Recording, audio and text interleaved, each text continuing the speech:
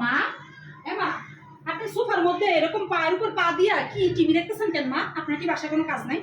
আর শোনেন মা, এটা আমার বাপের বাড়িতে যৌতুক পড়াইছে এই সোফা, আর আপনি এই সোফার মধ্যে এমন করে বসে রয়েছেন। আপনার ওজন বয়সের সাথে কি সোফাটা যায় মা? এই সোফাটা টাইমটা নষ্ট হয়ে যাবে। দেখছো দেখছো দেখছো কি করছে?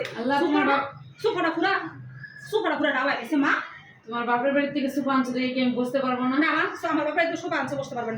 এটা একটা কথা? এটাই কথা মা। আমার বাপের বাড়িতে যৌতুক যখন নিছেন তখন তো মা মনে ছিল না। আর আপনি কই যান মা?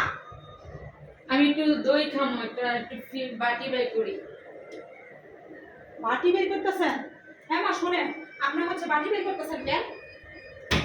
আপনি শোনেন মা, আপনি কি ভুলে গেছে আমি যখন নতুন বউ আইছিলাম আমি তো একটা বাটি বাইকে ফেলছিলাম। মা অনেক কথা শুনছে, এই বাটিতে আমার বাপি দিছে, তাই এই বাটি কেন বের করতেছেন? একটু দই খামো। এটা তোমার বাপের বাড়ি আনছো দেখে আমি বাটি ধরতে পারবো না? মা না, আপনার কথা আমার মনে আছে।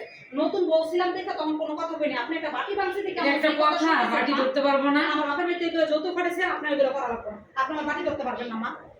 দুনিয়ার ঘরের মধ্যে এই দেখি এলো মেলো হয়ে রয়েছে, এদিকে এই অবস্থা হয়ে রয়েছে, খালি বসে বসে সারা দিন টিভিতে, সারা দিন খায় আর টিভিতে আর খারাপ, মানে এরকম ঘরে কোনো কাজ নেই। এমন জুয়ান জান একটা শাশুড়ি আমার। হ্যাঁ মা, আপনি যে আবার টিভি দেখতেছেন এসব বসে বুঝলাম না মা। টেবিলের মধ্যে দুনিয়ার কাজে এলোমেলো রয়েছে, আমার লোক একটু হাত লাগান।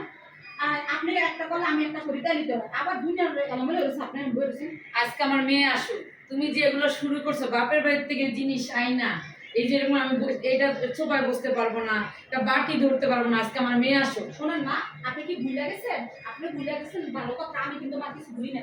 এই যে ডাইনিং টেবিলটা, ঠিক আছে, আমার বাপে পেতে দিচ্ছেন দেখে এখন বইয়া ভাত খেতে পারেন। আর তখন যখন ডাইনিং টেবিল ছিল না, আমার মনে নেই মা, আপনি আমার কইছেন কি যাও ফোলারলে ফুলরে ভাত খাও, যাও ফোলারলে খাড়েতে বই ভাত খাও।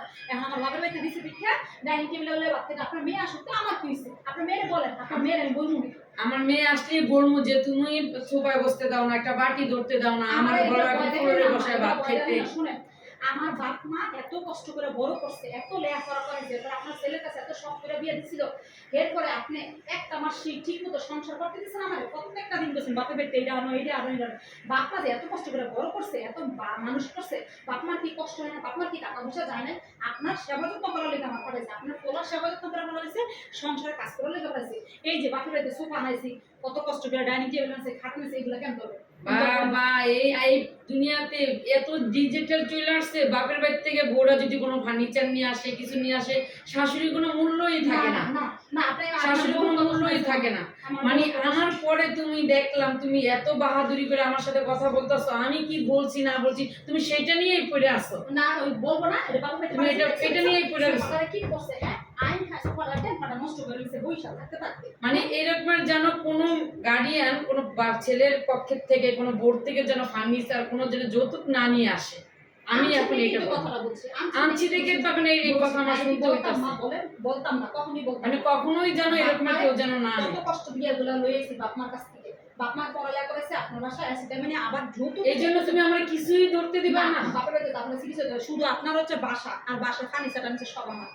এই জন্য যেন আমি চাই বর্তমান যুগে কোনো শাশুড়ি যেন কোনো বোর সাথে এগুলো যেন না করে, আর কোনো বোর কাছ থেকে যেন বাপের বাড়িতে কোনো ফার্নিচার কোনো কিছু যেন না নিয়ে আসে। এটা হলো এই নিজের বাসায় ডাল মরিচ ভর্তা দিয়ে ভাত খাওয়া অনেক ভালো। শ্বশুর বাড়িতে ছেলের শ্বশুর বাড়ি থেকে যেন কেউ কিছু যেন না আনে, আনলে আমার মতন এরকম কথা শুনতে। মা আপনি যে তাও একটু বুদ্ধি হয়েছে, এটা অনেক কিছু মা, আমি এটা আপনারা বুঝে দিতেছি। নিজের ঘরে ডাল দিয়ে খাওয়া অনেক ভালো, তাও পরের জিনিস ধরতে নাই।